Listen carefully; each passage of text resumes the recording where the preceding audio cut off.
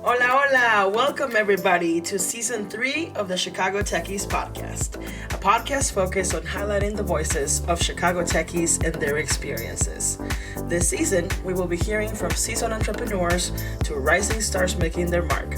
We'll dive into their triumphs, their challenges, and all the unique experiences that have shaped their journeys.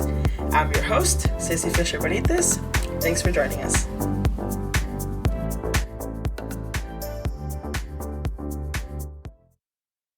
Thank you, Philip, for joining me on this week's episode of the Chicago Techies Podcast. It's great to have you.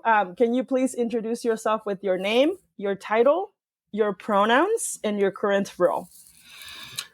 My name is Philip Fairweather. I'm president and CEO of Entrepreneurs Academy, and my pronouns are he, him, and sir. Awesome. I love that. Well, I did a lot of homework. I was looking over at Entrepreneurs Academy, and I was really impressed with everything you've done. I mean, it's impressive that it's been a while. You started this program back in the 90s. Is that right? Yes. So can you share a little bit about your personal journey there and what kind of led you to establish the Entrepreneurs Academy? Sure. So I started my first business when I was 28 years old. I actually invented a sports training product that builds speed, endurance, and vertical jump. I was a football player and was scouted by the Jets and New Orleans Saints trying to go into the pros. And I didn't make it, but I developed this product to build my speed. During that time, I was a wide receiver. And once I invented the product, I worked with USC and UCLA, the colleges out in Los Angeles when I lived out there. And Jackie Jarner-Kersey was on my board of directors. We got it all throughout the NFL, the NBA, the National Hockey League, the Olympics. Mike Powell broke the world record in the long jump training in my products. And that world record still holds to this day from the early 1990s. And I sold the company in 1996. And a dear friend of mine had gone to HUD. He actually used to play for the Los Angeles Lakers. And he went to HUD, and HUD sent him to Chicago as part of the federal transition team to take over the Chicago Housing Authority back in 95. And he asked me to come out and be his deputy. And I had no clue about anything governmental or public housing related or anything like that. When he said he wanted me to be his deputy, I was like, do I get a badge? He's like, no, bro, it's not that kind of deputy. It's not a police officer or anything like that. And so he was the director of economic development for the Chicago Housing Authority when the feds came in and took it from Mayor Daley. And he asked me to be the director of resident enterprise. And my job was to take public housing residents, help them start their own businesses, and contract with city, state, and federal agencies as a welfare to work initiative.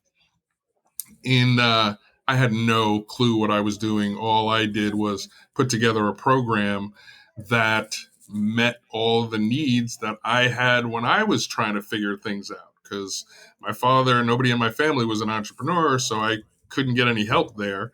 I got support, but they couldn't help me figure things out. So I knew what I was missing after I had gone through that whole entrepreneurial experience. So I just said, okay, well, that was my journey. Let me just share that with some folks and maybe, we can learn something. Well, in the 3 years that I was there, we started 143 businesses. We contracted over $78 million with public housing residents, wow. And we created almost 5,000 jobs. And we won national awards under the Clinton administration 2 years in a row. So that's when I got bit by the social service bug and really took a deep dive into the plight of entrepreneurship and economic development for Black and brown people living in underserved and underrepresented communities. So I really started taking it seriously after that, and the Urban League courted me to bring the program over there once we gave the Housing Authority back to the city. And so I brought it to the Urban League for 3 years. We started another 109 businesses. Then the state of Illinois under DHS asked me to bring the program over there for the youth. And we ran Teen Reach programs in 5 cities around the state: Cairo, Savannah, East Aurora, Pembroke, and the south side of Chicago. Then I got pulled back to the Chicago Housing Authority to run the Section 8 voucher program. in 2008 through 2010. And that was just not in my wheelhouse. That was nothing entrepreneurial about that, but it was addressing an issue that impacts entrepreneurship, which is housing. Yeah. You don't have a place to live. You can't think about starting a business or going to school or even getting a job because you don't have an address. So once I left the housing authority, I needed a break from that, and I left the workforce for 4 years to take care of my mother. She lived to 94, and I took care of her the last 10 years of her life. But I left the workforce for 4 years to do full-time senior care with her. Yeah. And because I had this entrepreneurial background, I knew how to side hustle. I knew how to make some money and keep the roof over the head and everything. Yeah. Plus, I had royalties coming in from the product that I had invented because it was patented. And when I sold it, I collected royalties off the patent until the patent ran out in 2007. So I came back into the workforce and came over to Bethel New Life and resurrected my program. And but as you can imagine, entrepreneurship is a moving target. It's constantly evolving. When we first started this in 1996, we were just starting to use email. Mm-hmm. There were no websites yet. There were about 50 websites in 96. And so by 2013, when I came back into the workforce, the entire landscape had completely changed. We had cell phones now. We had, the internet. We had all these new tools. I mean, we were brushing on that stuff with the Teen Reach program and the Urban League and everything like that, but it hadn't evolved to the point where every business needs to have a website. Otherwise, you're not a legitimate business. Right. I can imagine. And honestly, I guess I didn't do that well of my homework because I had no idea that you that you built a product and that you were also a pro player almost. Like, oh my, what? This week, I just got nominated for the United States Armed Forces in Europe Hall of Fame. Look, okay. I'm talking to a celebrity here, I guess. I wouldn't say that. No, it's an incredible story. Like you said share so much. And I was like over here, like, oh my God, I wonder what his favorite football team is. Oh my God, I wonder what that whole story was like. But because of time, I will just focus on the entrepreneurial aspect. But I'm just a little bit in awe of your story and your path and everything that you've kind of gone through in this. And I love that you were, that you called it the social service bug as well. Mm-hmm. So I'm curious what inspired you to focus on supporting entrepreneurs in Chicago's West Side, the South Side, and the South Suburbs. Being a part of CHA's executive team, we were all over the city. We were from Cabrini Green to Otgell Gardens. We were at LeClaire Courts. We were, at Robert Taylor Homes, Stateway Gardens, the whole of, states. So I was all over the city. And I don't, because I'm not a native Chicagoan, I'm born and raised in New York to Jamaican immigrants. Okay. And so I look at Chicago as one thing. People on the South Side are like, I'm not going over to the West Side. West Side people are like, I'm not going over to the South Side. Those people are crazy. To me, it's one city. So I don't really look at it that way. But the grant that is funding us right now through ICJA, the Illinois Criminal Justice Information Authority, they wanted to target R3 zones. And these are specific zones that are designated for this funding. And there were pockets on the West Side where I had a ton of relationships. There were pockets on the South Side where I live, where I have a ton of relationships. Mm-hmm. And there were pockets in the South Suburbs where I have a ton of relationships. So I said, well, this is going to be easy for me to bring stuff into those areas because I already have the relationships. So that's why I decided to target those areas. No, that makes sense. And honestly, these are definitely underserved communities that, right now, if you look at the technological and entrepreneurial landscape, a lot of these programs are happening downtown. There is not a lot of resources being spread across the city. Can you share your perspective on why empowering entrepreneurs in these communities is so crucial, and how those unique challenges shape the approach of and the impact of your programs? Sure. To me, as a people, we have a lot of challenges, economic challenges, social challenges, domestic violence, drug addiction. There's so many issues that we have, and you can't service them all. Yeah. And so I know what I'm good at, and I know what I'm not good at. And I also know that I'm a very emotional person. And if I were to be dealing with drug addiction or domestic violence or teenage pregnancies, I would be carrying that home with me emotionally and psychologically. Entrepreneurship, to me, can solve all of those problems, right? When you start making money and you start being able to control where you go to school, where you live, where your kids go to school, what type of technology you can have in your house because you are economically empowered, it changes everything. Most of my students are only trying to increase their household income by $25,000 to $50,000 a year. If you have a household income of $50,000 a year and you can go to $100,000 a year, that changes everything. You can get a vehicle to now get to those jobs that are out in the suburbs that doesn't have the last mile transportation, right? A lot of the jobs for manufacturing and skilled labor and things like that are out there, but the public transportation falls short by a mile, 2 miles, 3 miles. So people that don't have vehicles can't get to those jobs. So they're automatically eliminated. But if you could get a vehicle, you don't have to worry about that anymore. And now you can go ahead and get into a career that's going to benefit you, because you're not going to be doing a whole bunch of manufacturing, inside the city limits of Chicago. The tax base is too high for the manufacturers to be here. So they go out to the areas where they can get the best tax breaks, and they're generally outside of the city. So part of the question that you asked is our approach to the entrepreneur. We teach our programs a little bit differently.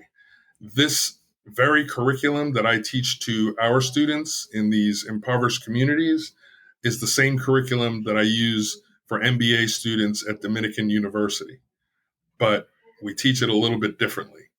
For example, we use real world situations. We had one entrepreneur who had purchased a Subway franchise and had it over on the West Side.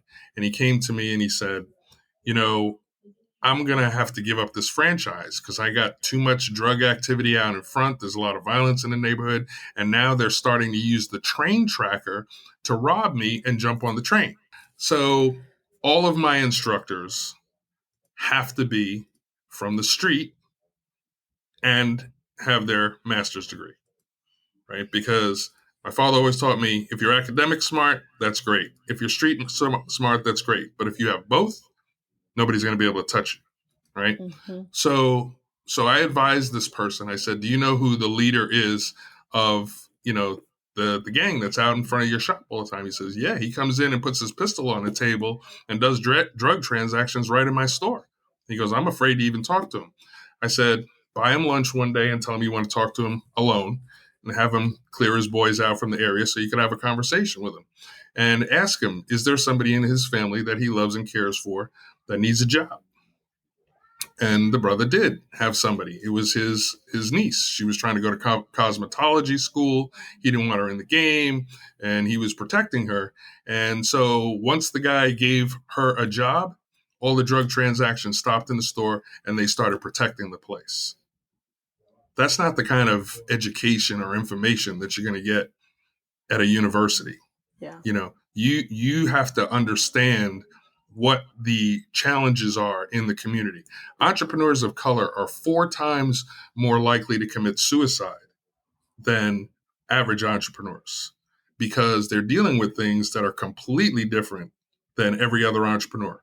They got gangbangers and drug dealers hanging out in front of the shop, and they're worried every day about violence erupting in the store because you sold somebody the wrong flavored blunt. They got to lock themselves behind 2 inches of bulletproof glass just to sell a chicken sandwich and fries for 12 hours a day. That's practically incarceration. Mm-hmm. right?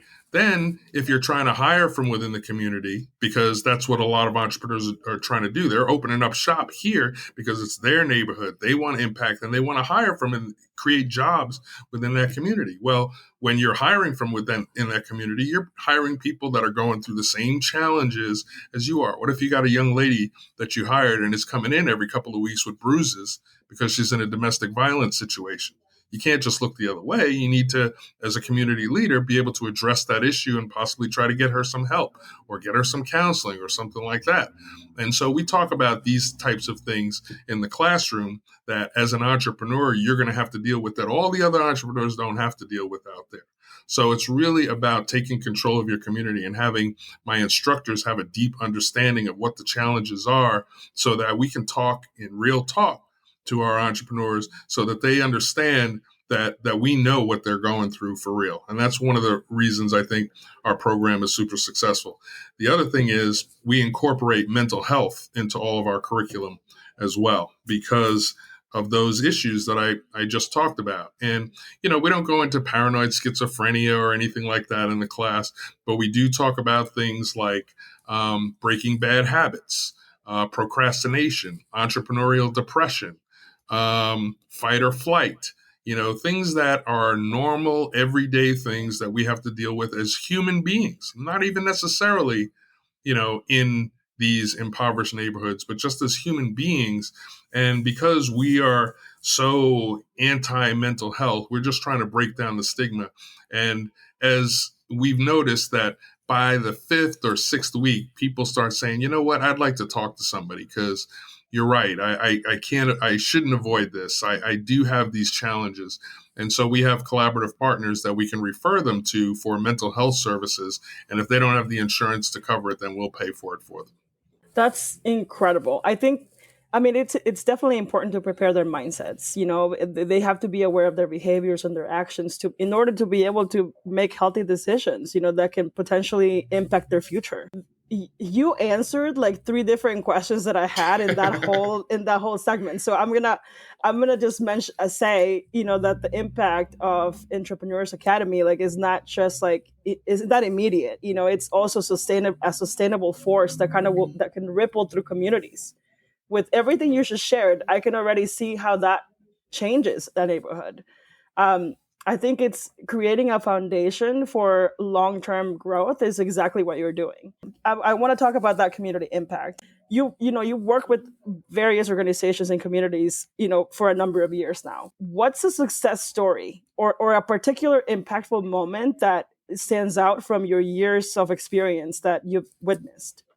So I have two stories. One of them was all the way back in the day at CHA, and this is what really kind of made me change my view about this population and what I could potentially do for them. This one guy came to my class. He had just gotten out of the joint for 10 years, and he was a pimp. He couldn't read and he couldn't write, but he brought one of his girls to class to do all the note taking for him. I learned two things from this situation. First of all, don't judge anybody because I never thought he was going to be successful. I never thought he was going to, but he stayed at it for 2 years and we helped him get a contract for a car. He just wanted to start a car wash, right? Okay. And it was when CHA still had a police force and there were 300 police cars that needed to be washed twice a week. And we got him that contract. That was over a $200,000 a year contract for him just to wash cars. So that to me just said, give people a chance. It doesn't matter that they come to the table and can't read or can't write. If they have the drive and the ambition and the smarts enough to get somebody to help them, then be part of that solution for them. So that's one story. The second story is much more recent. Our first semester under this grant was last year, and we had 7 students. One of them died during the semester, right? And the class was pretty shaken up about it because she was just this ball of energy and amazing light. And she had all these health issues that we didn't know about. She walked out of the classroom right after we took pictures class pictures and stuff. And in 10 days, she was dead. So I wanted to give her family an honorary certificate of completion at the graduation and honor her. Well, the husband was still too shaken up. The kids were still too shaken up. They said, we're going to send our cousin over there to accept it at the graduation. Mm-hmm. Well, the cousin showed up with her daughter. And I'm looking at them, and they're looking at me and smiling. The cousin was one of my former students from 2013, right? And I always tell my students, if you have childcare issues, bring your child to class. Keep them under control. Don't have them disrupt the class. But I don't want you to miss out on this opportunity because you don't have somebody to watch your kid, right? The daughter that was with her to accept the honorary certificate was 12 years old when she was coming to my class back in 2013. And she's the one who accepted the certificate. And when she was up at the podium and accepted the certificate, she turned around to me with tears in her eyes and said, Mr. Fairweather, I know that you thought I was just, playing on my video games in class and everything, but I was listening to you. And I just used my mom's binder from your class in 2013, and I just opened up my first nail salon last week, and I'm 21 now. Wow. That's when I realized it's generational impact. And that was my absolute intent when I said, bring your kids to class. Because I noticed 8-year-olds, 10-year-olds, they would ask questions that the adults were afraid to ask because they didn't want to look stupid. Kids don't care. They'll just ask a question if it doesn't make sense to them. And if it doesn't make sense to an 8-year-old, then it might not make sense to an adult, right? So that taught me a lot about the impact that we are having, because you put it out there. It's going to start to, every seed you plant doesn't grow, but the ones that do grow, you can produce a huge field of fertile crops. And when I saw that just warmed everything in my heart. Yeah. And kudos to you. By allowing kids into the class, basically just to tell people, like, if childcare is the only barrier, bring them. That's what a powerful breaking down of barriers story, and providing, this opportunity for them as well, even if you weren't aware of it. That's a huge tool for social economic fulfillment, right. And uplift. She just started a business from your notes. That's incredible. Yeah. And that's kind of answers the question that I was going to ask. How do you measure the success of your programs beyond the numbers? I think that's a powerful story right there. But I am curious if there are any qualitative aspects or any personal stories that resonate with you, whether it's because of success of a business or anything along those lines. Sure. So one of my students, probably back in 2013, 2014, was a woman by the name of Elizabeth Anderson. And she's a chef, not Elizabeth Anderson, Maria Anderson. Elizabeth Anderson is another one of my students, but Maria Anderson, she's a Chef Maria. And she was trying to, figure out how to turn her love for cooking into a business. And I started this technology program where we were working with University of Illinois, Chicago, and their tech transfer department. Most inventions come from universities, all of the research that's done.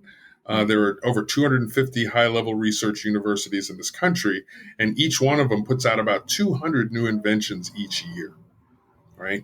But they don't have the capacity to get that stuff out to the general public to transfer it to practical use. That's why it's called tech transfer, because, it's an invention, but until it's transferred into practical use, it's still just an invention. And these inventions can be algorithms, they can be processes, they can be microchips, they can be mechanics, they can be robotics, they can be Bluetooth enabled. my alma mater, the University of Illinois Urbana, they invented the MRI machine, they invented the LED, they're heavy in manufacturing for Caterpillar and insurance companies. Even insurance processes are considered inventions. Mm-hmm. So I said, we have a lot of tinkerers in our community. I bet you if we shook the tree, we could find inventors that could pull down some of these technologies. And Maria, a chef, she took my tech class also. And we went there and we found out that I think it was the University of Ohio um, created a new food pyramid. You know how we have proteins, Yeah. fats, and everything like that? Well, there's a new food pyramid that has only foods with medicinal properties. And so she's like, ooh, I could use that in my cooking, right? I could use that as an educational component for my cooking. And I'm like, yeah, you can. It cost her $500 to get that. And she had access to that exclusively. And then the hospitals started talking to her about doing these cooking and educational videos based off of that food pyramid to put on the video screens in their waiting rooms. So, when you're sitting waiting in a waiting room, they have all of these videos going on the screens and everything. Well, they asked her to do that. So that was a contract for her. And then I hired her as our culinary arts instructor. I'm really big on hiring our students to do stuff. The woman I said a little while ago, Elizabeth Anderson, Yeah. she was a student. She's our videographer. Maria runs our culinary arts program. We got a brother who runs our yoga program that did 25 years in the joint that came through our program. So I'm always about, okay, if I'm teaching you how to be an entrepreneur, but I can't hire you, then I really don't believe in my own work, right? Right. So Maria uh, went from being a chef, from doing these workshops, to working in the hospitals, to developing a kids cooking program, and last week she just won her second Emmy. Wow. That's wow. That's the impact that's beyond the numbers, right? Yeah. It is so, and that's always been the challenge with a lot of the grants is they want to be able to talk about things that are qualitative, like, are you more inclined to seek mental health? Are you more inclined to try to start a second or third business? Are you more confident in stepping out and taking risks? Are you and these are the things that we try to capture in our pre and post surveys to see how people are feeling about things, because a lot of success comes from how you feel about yourself. Mm-hmm. How confident do you feel risking failure? And entrepreneurship is all about failure and learning, failure and learning. It's like, and we preach this in the class, there is no failure, there's only learning. There's only learning. Right. I love that. I'm just really impressed with everything that you're working on. I think your commitment to this community development and economic empowerment is truly commendable. I think beyond numbers, the academy is proving to be is proven to provide like a lasting impact on individuals and communities. And that's a huge testament to the genuine care embedded in your mission. That's great work. Thank you for Thank you. everything that you do. You mentioned that you yourself partner with a lot of these same organizations that are coming out of your programs, right? So can you speak to the importance of these partnerships, in achieving your mission, and how do you choose to work with them? So I think it's important for new students to see people that look like them doing real work and supporting their effort. in the community. We always talk about building this ecosystem towards Black Wall Street and, stop with the petty backbiting that always runs rampant in our communities. Stop with the, haterade, right? and, and, um, and look and see people that look just like you, that don't have any more education than you, that have come from very similar circumstances as you, be successful. Now, when it comes to partnering with our students, it's always about helping them get to the next level, right? When we partner with other organizations, like the ones that you talked about downtown, Mm-hmm. they don't really want to come out to us. They won't come into our neighborhoods. They'll say, "Yeah, we want to help, but we don't want to go there." So we try to use technology through video conferencing, through putting together different workshops and things like that, to tap on the knowledge and the relationships that they have that we don't have, and bring it into the community. I tell them now, you don't have to come down here. We don't need you to come down here. We just need your knowledge, your information, and your relationships. Mm-hmm. That's it. So it's a much different dynamic with those types of organizations than the organizations that we grow ourselves. Do any of these organizations help support and fund the programs, or is it just those partnerships?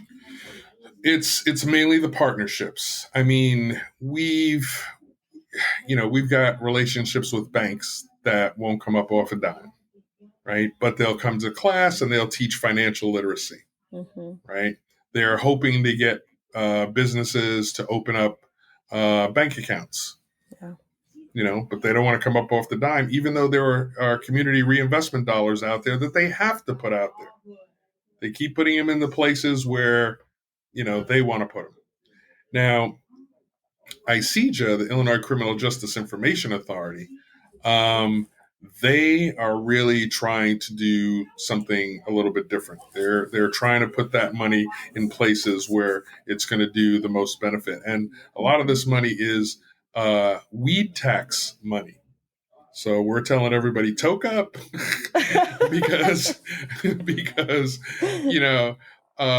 all these decades and decades, we've been incarcerated over marijuana stuff. Yeah. And the reentry laws are just horrific. Give you a perfect example. One of our partners is a group called Reform Alliance, and they were started because this brother, who was a rapper but not a gangster, just a kid creating an image of a gangster, which is what a lot of them do.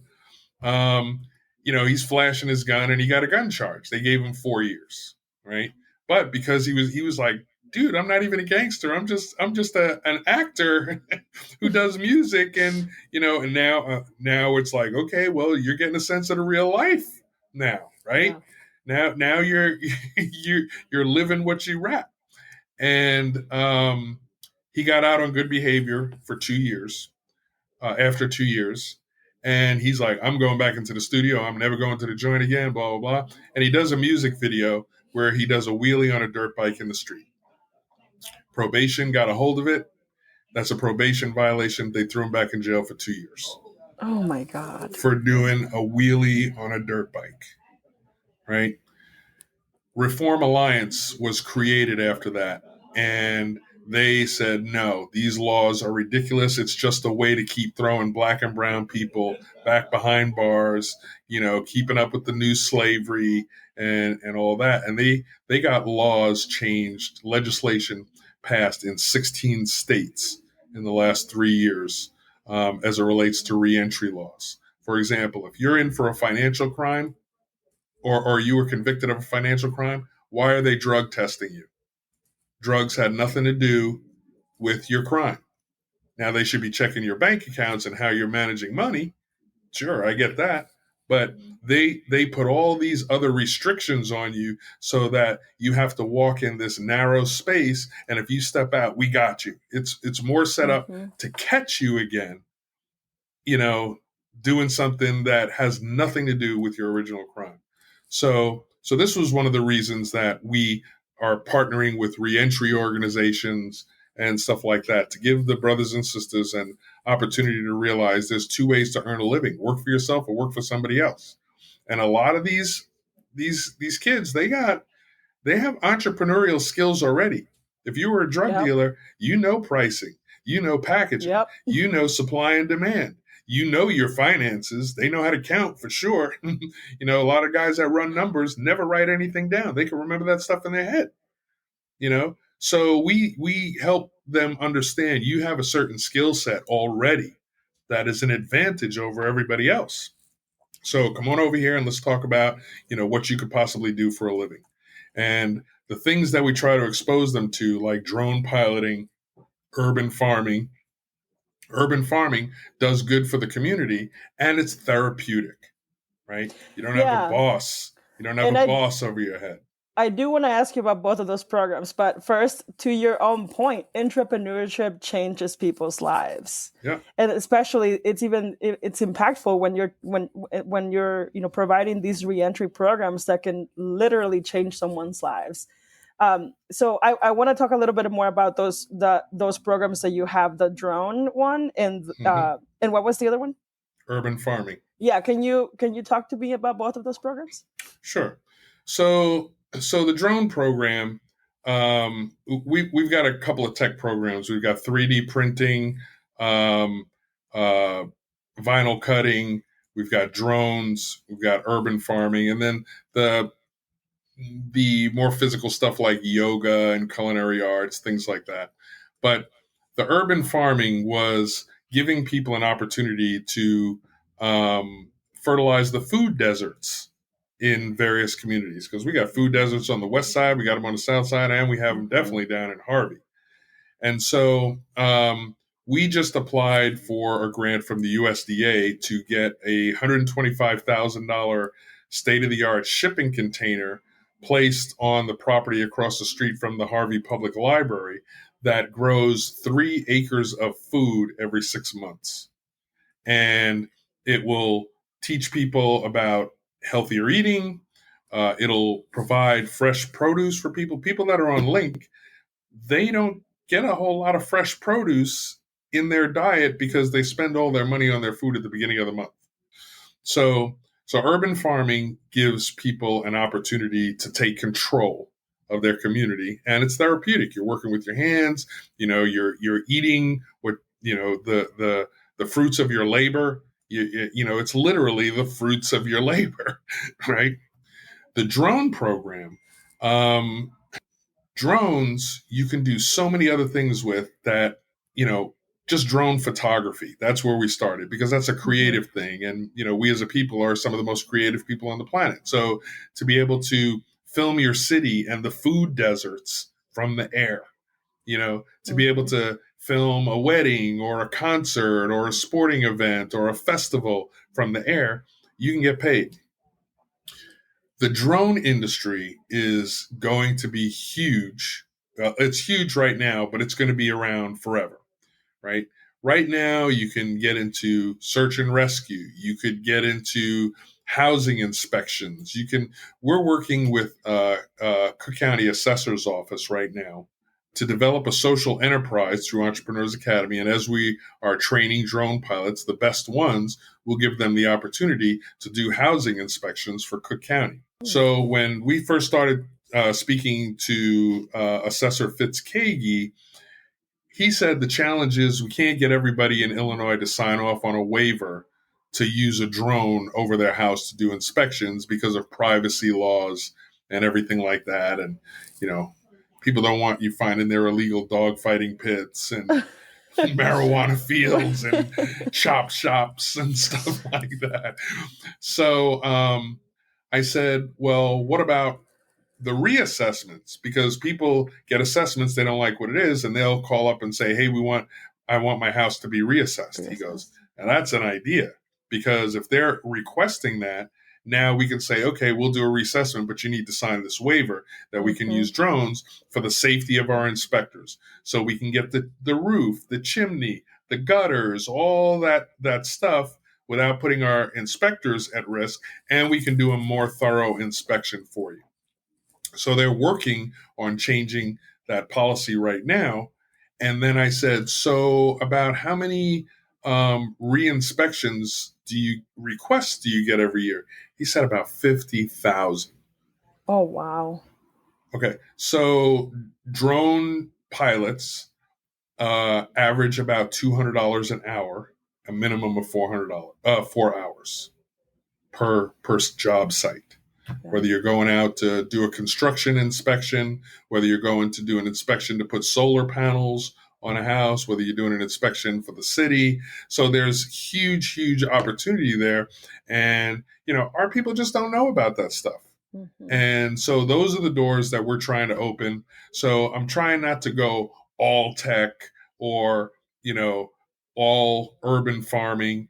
Entrepreneurship covers everything. If you want to open a thrift store, if you want to open a childcare center, if you want to, sell crafts, if you want to, do a part-time website, a Shopify site, or anything like that, we got your back on all that. But if you want to get into a specific industry, and we just happen to choose urban farming and drone piloting as our two verticals, then they can do that too. And the fact is, there's only 4 of us at Entrepreneurs Academy that are doing all this. There's only 4 small of us. Team. Yeah, small team. So we don't want to bite off more than we can chew. My staff is always telling me, but I'm choking on what we got right now. But we just have an amazing team of people that are super committed, that have done this work before.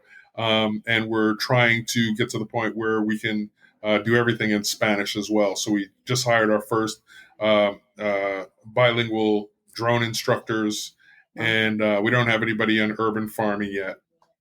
But 2 of our staff is bilingual, 2 of our staff is not. Yeah. And I'm one of them.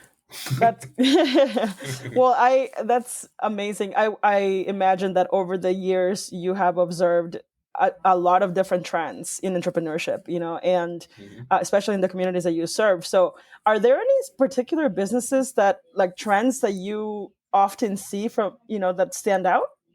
I haven't really, over all these years, and I don't know if it's a good thing or a bad thing, but I see many of the same businesses over and over again because our people look at a business that was a hobby for them.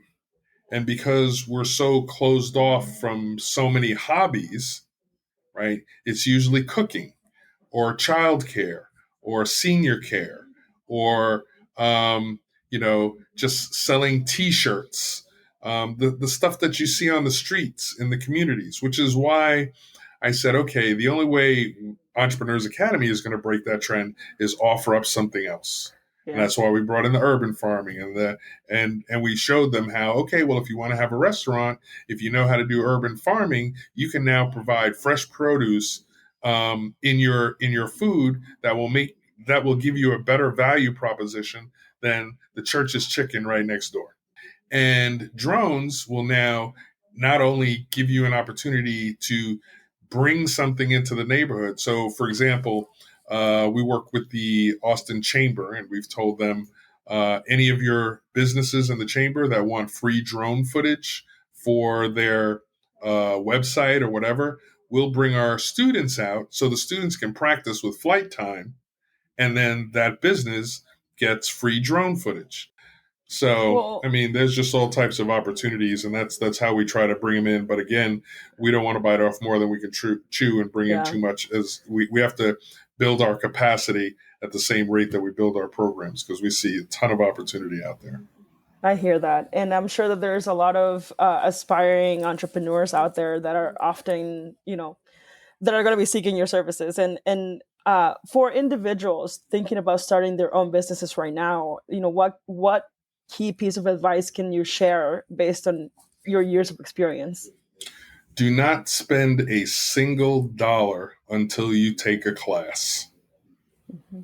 Because I have so many, and I say this because that's kind of what I did. is you jump in, you try a couple of things, you realize you don't know what you're doing, and then you go, you know what, I should probably take a class.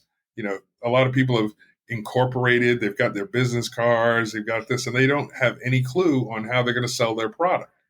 They haven't figured out their marketing plan yet. They haven't figured out how much money they need to make to break even yet. They don't have any relationships. They haven't figured out who their key partners are. They're going to try to do it out of their kitchen, and there are other ways to do it with shared kitchens and things like that. So I would say go and take at least a 12-week course.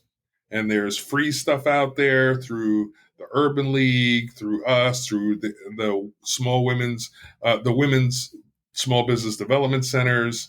They're called WBDCs. I mean, there's a lot of places you can go to YouTube, right, and find all kinds of information. I would say always. So Abraham Lincoln used to say, if it takes me 6 hours to chop down a tree, I'm going to spend 4 hours sharpening my axe. Mm-hmm. And that's what you need to do. Spend most of your time in the beginning is figuring it out. And in the very first class, every semester, we always say the best thing you can find out from this class is that you are not meant to be an entrepreneur, because it is not for the faint of heart. Mm-hmm. It will be the most challenging thing you've ever done next to raising your kids. So that would be my number one advice is go get the education and the information first. Yeah, I appreciate that truth, because it is true.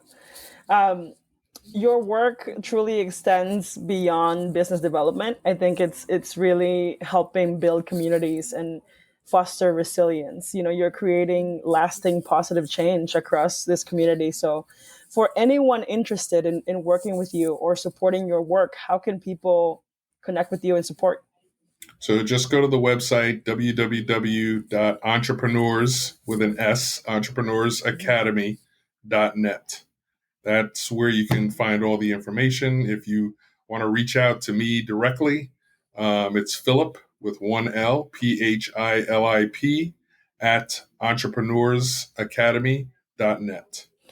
And I'll make sure to include this also in the show notes. But thank you for the advice that you shared with us. I mean, I think these lessons learned from your experiences are definitely going to resonate with many people. I think your insights and your dedication to fostering this thriving, entrepreneurial ecosystem is truly commendable, especially by empowering entrepreneurs to, serve their own underserved communities. I think your leadership is guiding a light for those who aspire to make positive change. So thank you for your work. It's truly transformative. I appreciate you.